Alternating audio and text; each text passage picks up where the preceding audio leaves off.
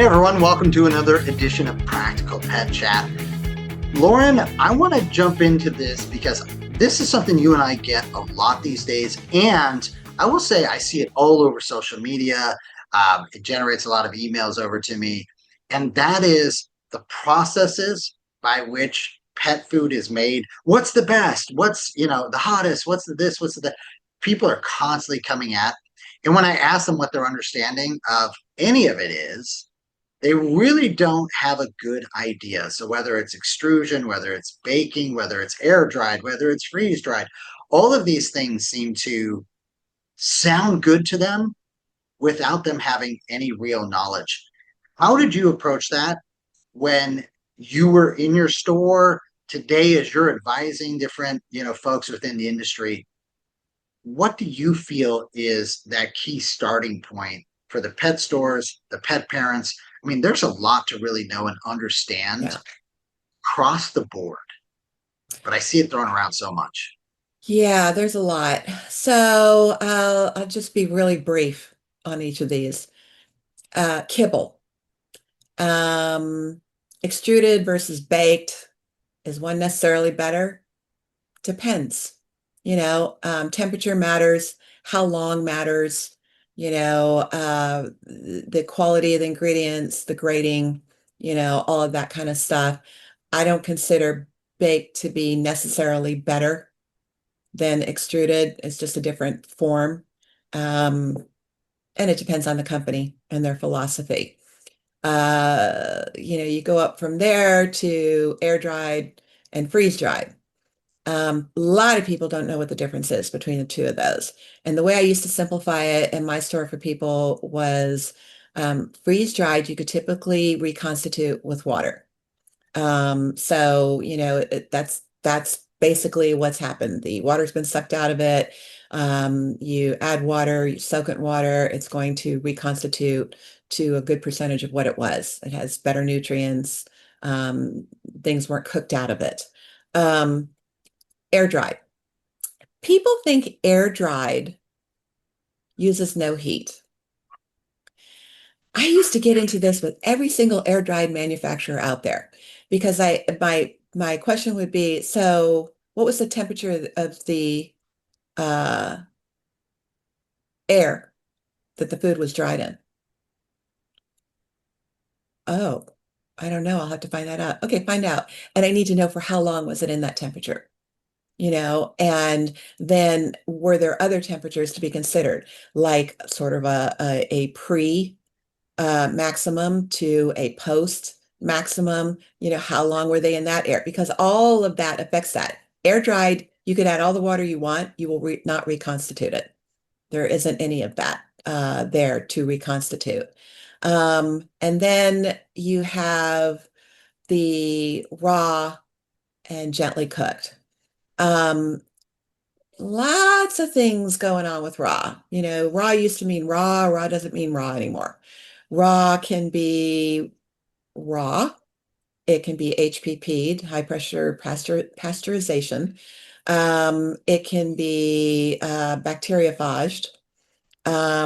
It can have things added to it.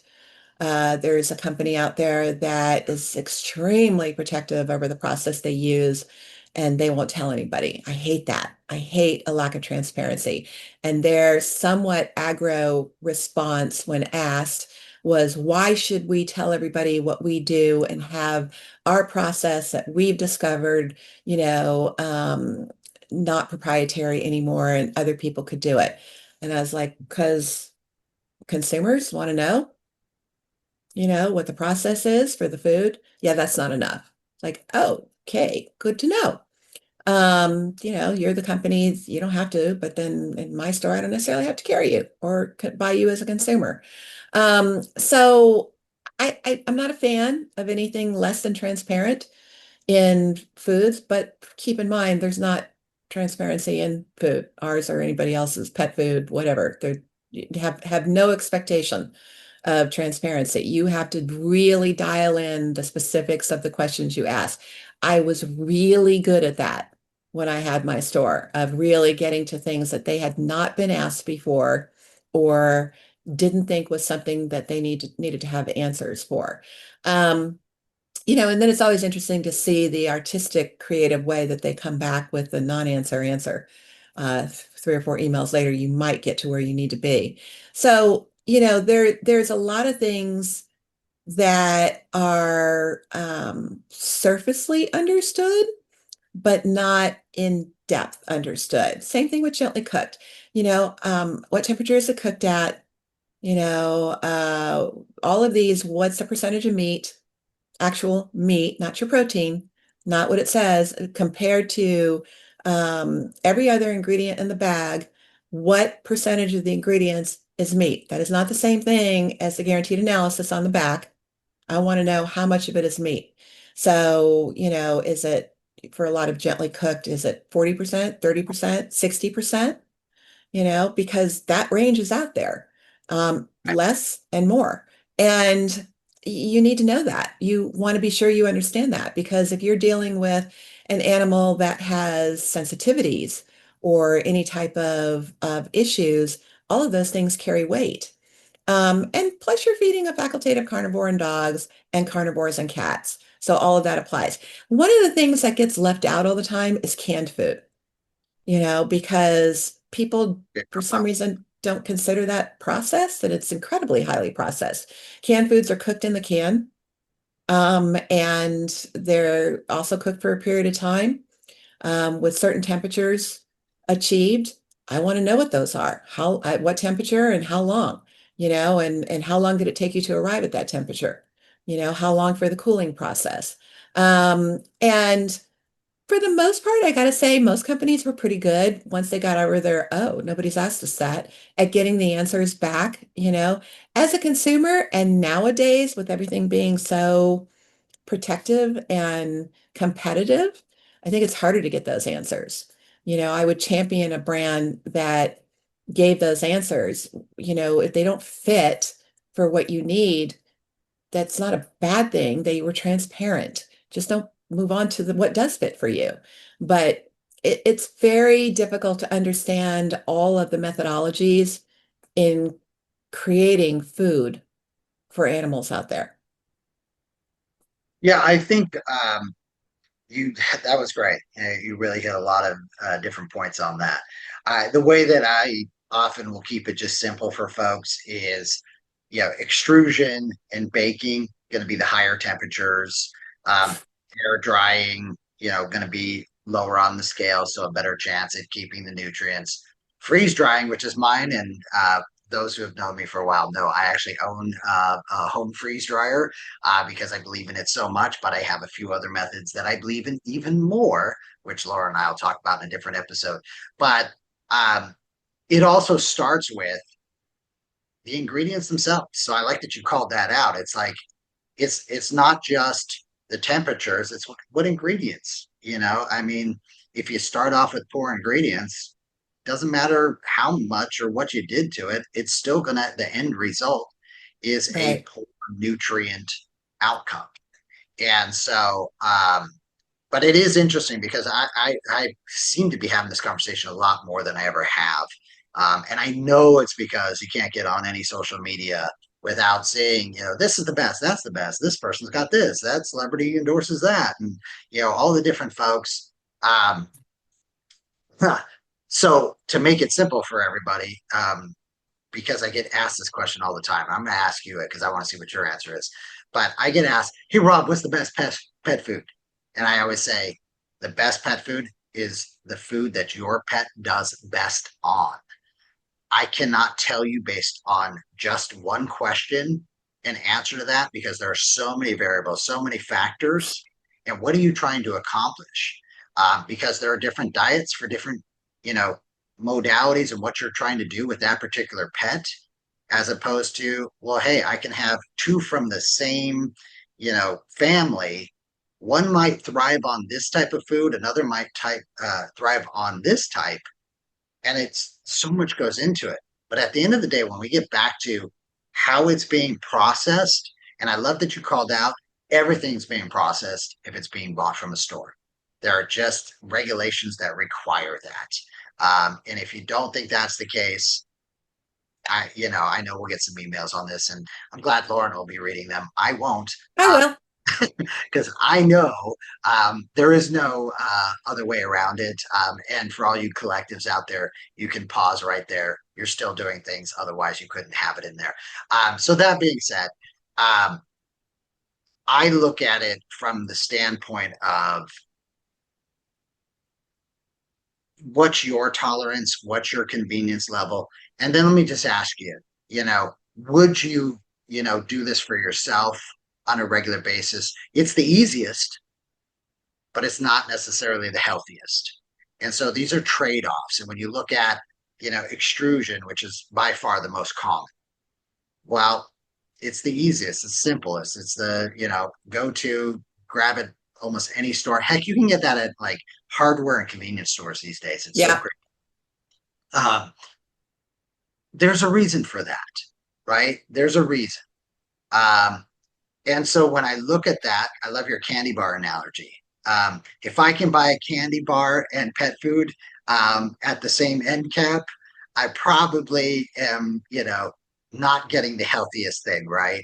Um, so extrusion to me is just a very, uh, it's a tough process. I mean, it just really degrades what you're starting with. So that's where going back to one of our other episodes that we did, understanding the different grades of food is important, not because it's going to have a big enough difference, but it does have some difference. But when you're hitting something with 350, 400-degree heat for a long period of time, you're cooking the nutrients out of that. You're cooking the benefits out of that. And you're making the choice that's going to be convenient, which is why I love, you said multiple times, you've got to get some fresh things in there. And, fresh things. Meat, Yeah. meat, Yeah. meat. Yeah. I think that far too often we're lulled into, oh my gosh, and we've seen this was a big trend a while back. I don't know if it's still a big trend, only because I never bought it. Was the like, oh yeah, we've got the extruded with some freeze dried toppings thrown on top of it. Oh yeah, Is it's still a thing. it still a thing? So in the bags, and I would just be like, there are so many reasons I don't like this.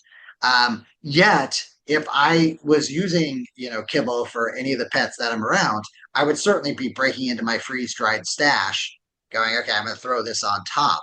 But my process for freeze dried and how I store it and how I keep it not wrapped in a bag of kibble, which has so many other issues in that, and I won't take us too far afoul here, but it's that's why it's so important to understand it's all a holistic chain, not holistic in the organic and all the rest of that. When I refer to holistic, I often refer to it's that whole circle of everything.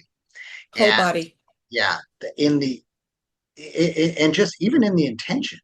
How are you storing it? How are you this? How are you that? Because most people, when you say, why are you doing kibble? Extruded foods. Well, it's convenient, it's shelf stable. I've got a busy lifestyle. It's always there. It's Hey, affordable. yeah, hey, I get it. For what it's worth, and I'll own it. I have a bag of kibble always available because I'm on the road quite a bit. I don't expect in a worst case situation that I'm going to be able to call someone and have them go over and prepare a meal for Bella the way I prepare a meal. That's not realistic. So I have a contingency and I have other things. Now, to be blunt, I'll leave, prepared meals just like I do for the kids and the wife. It's, hey, here's Bella's prepared meal. Make sure it goes. And I'm fortunate, my youngest, very in tune with the pet world. So she takes an effort in that. But prior to that, I get it, folks. What's convenient, what's contingency, things of that nature. But that's also how I got into freeze drying. And once you start to experiment with some of these things and see the values of it, it's really interesting because it's no different. People ask me about treats all the time, and I've been a part of companies that have treats. Treats get extruded too, folks. Treats get baked and extruded to get in the highest heats. But what really blows my mind is when I see how much people will buy jerky, and jerky is one of the easiest things for folks to do at home. Whether you have a dehydrator or not. If you've just got an oven, you can dehydrate or air dry, your food. Um, and it's so funny because folks will tell me, I'm really, crushed financially. What can I do? And one of the first things I pivot to is, do you give jerky and air dried treats and whatnot to your pets? Oh yeah, no, because it's pure protein. I love that. And I'll just be like, okay, I get that, but have you ever just like looked at the store? How much is, a pound of chicken, beef, etc., versus what you're getting in that bag? You could buy 3 pounds quite often for what you're getting in that bag at the same price. And oh yeah, it's 6 to 10 ounces. Saves you a little bit of time, but oh my gosh, what I get from doing it myself, tremendously better. So that's the other part of this that I just wanted to call out to everybody is nobody's going to go extrude. Some of us might bake foods. There's been things that I have baked. There are things that I certainly air dry, dehydrate, freeze dry on a regular basis. There's other methods you and I both like as well, but we'll save that for a different episode. But it should not. It's a part of what you've got to factor in. I see far too many people getting caught up in the hype of, the process that it's being done is the best. And I see these arguments and I don't even engage because it's like, you're all wrong. And I'm going to just throw in more, fuel for the fire where we're not going to get to an answer. Take it back 5 steps. What did you start with? Then the process you chose. Why did you choose that? There are certain proteins that I might choose a different method of how I would have it prepared. Not extruded, baked, not really. But yeah, so I, I think the hype that's out there right now is everybody's trying to do better, and because we're all trying to do better, we have that FOMO of, oh my gosh, this is the new and the best method, it looks like, because we're seeing it from 10 different brands. And that's just one of those things that should not be a part of the decision making process. So I want to go back to a couple of things you mentioned. I don't have a problem with freeze dried on kibble. I have a problem with freeze dried in kibble bags Yes, because of the oxidation that inevitably comes and all of it. the rancidity of the fat that inevitably comes, all of that. But if you're going to add freeze dried on top of the kibble right before you serve it, or a little bit of water, make a little bit of gravy, that is at least is a bump. It's an improvement. The other thing too, what do I think is the best food for pets? Similar to your answer, except that people get stuck in this loop of this is what the kids have been eating all these years. Shouldn't be any different later. Well, I don't eat now what I ate when I was, 20, and I'm sure when I'm 80, it'll be something different. You know what I mean? So you have to Yeah, understand that it isn't about one food or one type of food. To your point, what does your kid do best on? Sometimes you got to try things. Sometimes your kid may do best on this form of food, but not that recipe, not that yes, particular brand sourcing. They no longer tolerate that because of their age. They can no longer tolerate red meat because they're older. Whatever it is, you have to be able to be flexible to understand nothing alive should have the same diet over and over and over unless they're catching it on the fly out in the field, and even yeah. that's not the I same love that diet. you called it out. What you said too earlier, what you ate at 20 is not what you'll be eating at, I think, what you're coming up on 23. So, that diet range changes. You're not eating the same thing, no matter what your age is, every single day. Even my teenagers who love pizza and probably would argue with me that they couldn't eat it every day, um, rotating, having different things within. You and I talk about that all the time. Yeah. And it really is an indicator too of your pets know. You ever see your pet out there in the grass chewing on different, flowers, herbs, and weeds, that's why. Their system will tell them what they need to migrate to. That's instinct. I don't think we have, as humans, I think we've lost that instinct. So, really important to also be observant. I love that you call that out because rotating and mixing in new things, so important for And them. being observant, being aware that, just because your kid's eaten that for the last 8 years doesn't mean that your kid can continue to eat that. And also let's call out the fact that companies change. Their sourcing changes, their recipes change, their ingredients change, their cooking times change, their co-packers change, and for everybody who doesn't think about this, no, let me change that.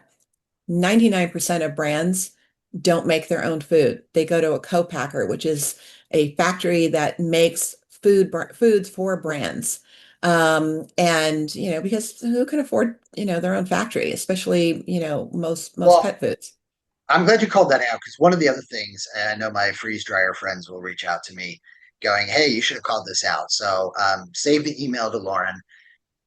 There's this other notion out there. Well, if that was so good, XYZ company would be all over it because they're the biggest or they're the leading or they're the top brand or blah blah blah. Keep in mind, and I love that you just called this out, there are there is such a shortage of production time available for the better methods of preparing foods that I think folks would be surprised. I Right. would argue there are a lot of companies that would love to be doing more in the lower temperature range, but those co-packers that you and I reference, there are just not production times available to do those types of things. And I can speak to it in the freeze dryer world in particular, because Yeah. there are many things that I've been approached about being a part of in that space. I love that space. I'm a big advocate for it, but I am honest with everybody that approaches me. There is a shortage of available co-packing time to produce those products. So you've got to build that in as a company and you start to look and go, is that there? Is it not? So that's why the hype on things bothers me sometimes because I don't think it's enough of an indicator these days. We just saw a big company get into, something fresh and raw. And I was like, uh, Yeah. that's not, you know, After they bashed it for years and years. right, Yes. right. But I saw all the raw people taking, victory laps going, see, this proves it. And I was like, wait. That didn't prove it. That just shows they're a smart company Yeah. Good because, business. yeah, they're a business. And so, so don't buy into the hype. There is a lot to think about. This is just another level of what you should be considering. And to your point about production times, take it out of the realm of something quality like the freeze drying and things like that, which has an even less available amount of time. But I know as a retailer some years ago, we ran a serious shortage of canned foods because a Yes. big box store who is a warehouse store that produces their own private label food, well, they don't produce it. They pay to have it produced. Right. Um, Decided that they were going to pay this much more, and their contracts were really steep. The co-packers that agreed to it had to have 24-hour crews. I mean, they had 3 shifts a day running 24 hours a day because the penalty to not meet the agreement was so steep. So all these other brands normally signed up with these co-packers, they were out. There was a huge glut in Yeah. a lot of those brands because of the commitment for that mega buyer. And it's the same thing, So you're at the mercy of so many variables as a consumer that are never brought to your attention, that you're never made aware of that, this is about money, people. This is all about money. Our food, their food, all of it.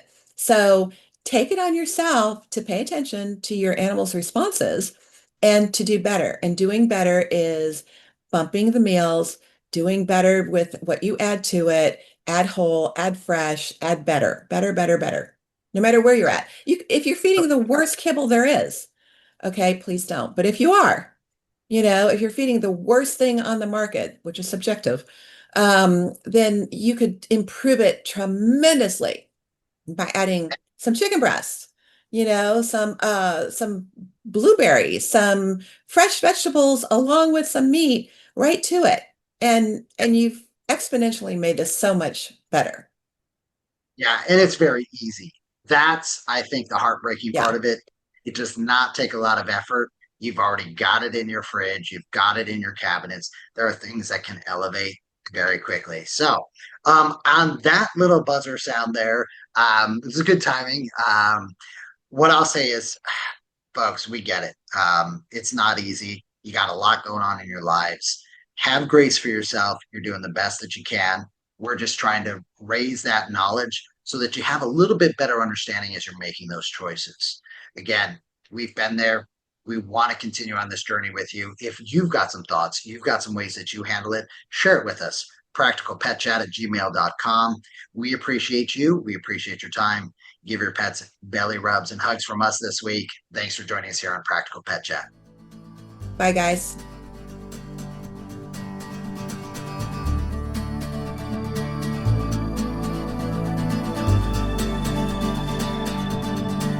The content of this podcast is for informational purposes only. It is not intended as, nor should it be construed as, professional medical advice, diagnosis, or treatment for your pets. Always seek the advice of a qualified veterinarian with any questions you may have regarding your pet's health or medical condition. Never disregard professional veterinary advice or delay in seeking it because of something you have heard on this podcast. The hosts and the guests of this podcast are not liable for any actions taken based on the information shared during these episodes. Any reliance on the information provided is solely at your own risk. Copyright 2025 Practical Pet Chat, all rights reserved. Unauthorized duplication, distribution, or reproduction of any content from this podcast, including but not limited to audio, scripts, and show notes, is prohibited without prior written consent. The opinions and views expressed by the host and guests are their own and do not necessarily reflect the views of Practical Pet Chat.